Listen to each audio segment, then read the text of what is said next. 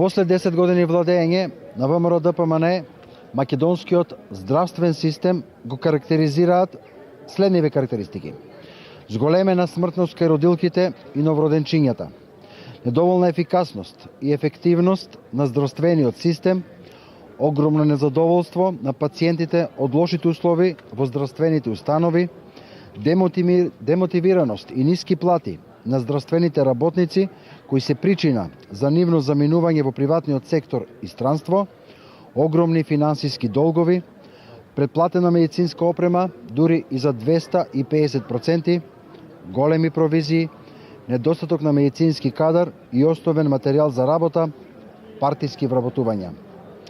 Јавното здравство е системски уништено. Стотици милиони евра се потрошени, а при тоа многу човечки животи и здравје се неповратно изгубени.